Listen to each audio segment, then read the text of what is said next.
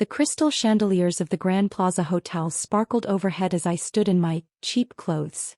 A simple black dress from a department store facing my sister Amanda's perfectly manicured scowl. Absolutely not, she hissed, perfectly painted lips curling in disgust. Dad's 60th birthday is the social event of the season. We can't have you embarrassing us in. She gestured vaguely at my outfit. That. Behind her, through the ornate doors of the hotel's grand ballroom, I could see the elite of New York's financial world gathering. My father's birthday celebration was less about family and more about impressing his business associates, at least according to my status-obsessed siblings. The invitation said family only, I replied calmly, adjusting the simple pearl necklace my mother had left me before she passed. Family who understand the importance of appearance, my brother Ryan chimed in, his custom Tom Ford suit practically gleaming under the lobby lights. You look like an intern at a job interview. If they only knew that my cheap dress cost more than their monthly mortgage payments. I just didn't feel the need to flash designer labels like armor. Being the chairman of VXG Global, one of the largest private equity firms in the world, had taught me the difference between wealth and worth. Move aside, Amanda commanded when I didn't immediately retreat. We have actual important guests arriving. As if on cue, the hotel's revolving doors spun, admitting Charles Wellington III, my father's oldest friend and business partner. I suppressed a smile, knowing what was coming. Charles spotted me immediately, his eyes widening in recognition. He quickened his pace, approaching our little group with purpose. Madam Chairman, he said, bowing slightly. I didn't know this was your father's celebration. The silence that followed was deafening. Amanda's perfectly sculpted eyebrows shot up so high they nearly disappeared into her hairline. Ryan's drink stopped halfway to his mouth. Charles, I nodded, enjoying their confusion. How's the merger proceeding? The paperwork will be on your desk Monday morning, he replied. Though I must say, having the chairman of VXG Global waiting in the lobby is rather unusual. Wait, Ryan sputtered, his expensive scotch nearly spilling. What did you call her? Charles looked between my siblings, genuine confusion crossing his features. Madam Chairman? Surely you know your sister acquired VXG Global 6 months ago. Amanda's face had gone from shocked to pale. That's impossible. VXG is worth billions. $47.3 billion at last valuation, I confirmed. Though we're expecting that to rise after Monday's merger announcement. The story of how I'd ended up here, chairman of one of the world's largest private equity firms while my family thought I was struggling at some entry-level job, began 5 years ago. After Mom's death, Dad had thrown himself into work, leaving the family business increasingly in the hands of my ambitious but short-sighted siblings. While they focused on social climbing and status symbols, I'd seen the bigger picture. Using my inheritance from Mom, significantly smaller than my siblings' trust funds because I'd refused to follow the family-approved career path, I'd started investing in undervalued companies. My first big break came when I spotted a pattern in the market that everyone else had missed. While traditional investors were focusing on tech startups, I saw opportunity in overlooked industrial companies. One successful acquisition led to another, each carefully hidden behind layers of holding companies and private trusts. But you work at some small investment firm, Amanda stammered, her worldview visibly crumbling. Actually, Charles interjected, your sister owns that firm. And about 30 others. VXG Global's acquisition was just the most recent. Ryan grabbed my arm, his expensive watch digging into my skin. Why didn't you tell us? I gently removed his hand. Would you have believed me? You were too busy mocking my poor career choices to notice what I was building. The hotel doors opened again, admitting more of New York's financial elite. Each one nodded respectfully in my direction, several calling out Madam Chairman as they passed. Amanda's face had shifted from shock to calculation. Always the social climber, always looking for an angle. Well, obviously we need to update the seating arrangements. You should be at the main table dash. No need, I cut her off. I'm perfectly comfortable where you originally placed me, at the back with the unimportant guests. But that's near the service entrance. Ryan protested. People will talk. Let them, I smiled. Some of my best deals started in service entrances. Speaking of which, I nodded to a group of people entering through the side door. the CEOs of 3 Fortune 500 companies, all of whom preferred to avoid the spotlight. If you'll excuse me, I have some actual business to discuss. As I walked away, I heard Charles explaining to my dumbfounded siblings exactly how much power their poor sister really wielded in the financial world.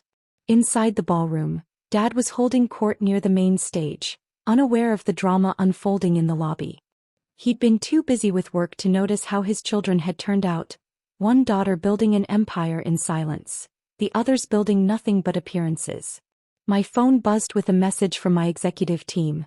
Merger documents ready for final review. Should we proceed with Monday's announcement? I looked at my father, remembering how he'd built his own success from nothing. How different would things have been if he'd paid as much attention to his children's character as he had to their social status? Hold the announcement, I texted back. Tonight's going to be interesting. The birthday celebration was in full swing, crystal glasses clinking as New York's elite maneuvered for position around my father. From my carefully chosen table near the service entrance, I watched the social dynamics play out like a perfectly choreographed dance. Amanda and Ryan were working the room frantically, their earlier shock now transformed into desperate attempts to capitalize on their newfound connection to Madam Chairman. I could see them dropping my name into conversations, claiming they'd always known about my success. My phone buzzed again, another message from my executive team. Wall Street Journal requesting comment on Monday's merger. Also, your father's company's Q3 reports just came in. You were right about the discrepancies. I took a slow sip of champagne, remembering the real reason I'd kept my success hidden for so long. 3 years of careful investigation had revealed what my siblings' social climbing had concealed. Our father's company was in serious trouble. Mind if I join you? Charles Wellington settled into the chair beside me, loosening his bow tie. The vultures up there are circling rather obviously tonight. I nodded toward where Amanda was practically hanging on the arm of an investment banker. They still think money is about who you know, not what you know. Speaking of knowing things, Charles lowered his voice. Have you told him yet? About VXG? Or about knowing his company is 3 months from bankruptcy? Charles winced. Both, I suppose. Though the second one might be more pressing. I watched my father laugh at something Ryan was saying, his smile not quite reaching his eyes. The weight of his company's troubles showed in the new lines on his face, the slight slump in his shoulders. He built that company from nothing, I said quietly. While Mom raised us, he worked 18-hour days, determined to give us everything he never had. Somewhere along the way, he forgot that everything should include values, not just valuables. And now his CFO has been cooking the books for years, his market share is collapsing, and my dear siblings are too busy planning charity galas to notice the ship is sinking. The irony wasn't lost on either of us, that the daughter they'd tried to keep away from the party could buy the entire hotel it was being held in, while the company they were all so proud of was quietly imploding. My phone buzzed once more. Singapore office confirms acquisition of Parker Industries complete. You now control 60% of your father's market sector. Time to move? Charles asked, noting my expression. I stood, smoothing my cheap dress. Time to save the family business, whether they like it or not. Making my way to the stage, I caught Amanda's eye. She made a frantic slashing motion across her throat, still trying to keep the embarrassing sister away from the spotlight. Ladies and gentlemen, I spoke into the microphone, my voice cutting through the party's chatter. I believe it's time for the evening's special presentation. Dad looked up, confusion crossing his features.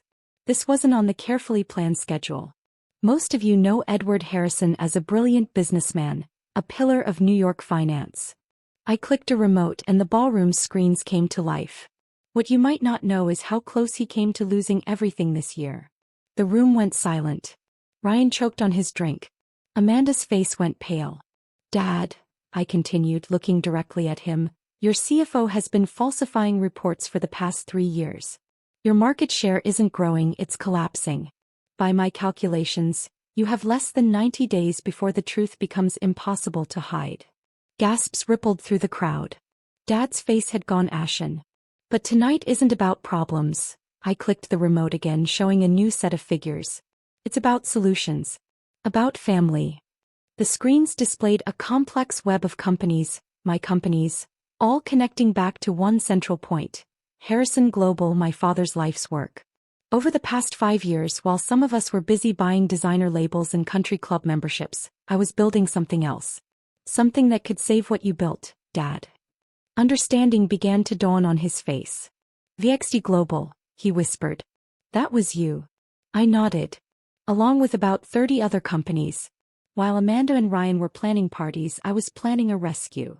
The screens showed the next phase. A complete restructuring of Harrison Global, backed by the full power of my corporate empire. The merger announcement on Monday isn't just another business deal, I explained. It's a lifeline. VXG Global isn't acquiring Harrison Global, we're saving it. Modernizing it. Making it what it should have been all along. Amanda rushed forward. This is ridiculous. Dad, you can't let her dash. Let her what? Charles stood up. Save the company you were too busy spending to notice was failing? Dad raised his hand, silencing the room. How? He asked simply. How did you know? How did you build all this? I learned from you, Dad. The real you, not the social status version. I watched how you built your company, how you spotted opportunities everyone else missed. I just did it quietly without the galas and designer suits. The screens showed the final piece of the plan. A new corporate structure where Harrison Global would become the centerpiece of a modern, integrated financial empire. You taught us that real success isn't about looking rich. It's about building something that lasts. Some of us just took that lesson more seriously than others. Ryan stepped forward, his arrogance finally cracking. But we're the ones who stayed in finance. Who followed the family path. No, I corrected him. You followed the appearance of the path. I followed its purpose. Turning back to Dad, I saw tears in his eyes. The birthday gift I wanted to give you isn't just saving your company. It's showing you that at least one of your children understood what really matters. The room erupted in applause, not the polite social kind, but genuine appreciation for what they were witnessing. A father's legacy not just preserved but transformed. A family business not just saved but revolutionized. Amanda and Ryan stood frozen, their world of social climbing and status symbols crumbling around them. The sister they'd tried to ban from the party had just revealed herself as one of the most powerful figures in global finance. So, I smiled, raising my champagne glass. Happy birthday, Dad. Your company's future is secure, your legacy is intact, and your poor daughter isn't so poor after all. Dad made his way to the stage, ignoring the crowd's reaction. I've been so blind, he said quietly. So focused on the wrong things. It's not too late, I assured him. For any of us. Monday's announcement isn't just about business. It's about family. About building something together, this time with the right priorities. As the party transformed into an impromptu celebration of not just a birthday but a new beginning, I watched my siblings struggle to process their new reality. The sister they judged by her clothes had quietly become the one who would determine their future. Because sometimes the best revenge isn't showing people how wrong they were, it's showing them how right they could have been. And as I stood there in my cheap dress, holding the future of our family's legacy in my hands, I realized that true wealth isn't about what you wear to the party. It's about what you build when everyone else is too busy partying to notice.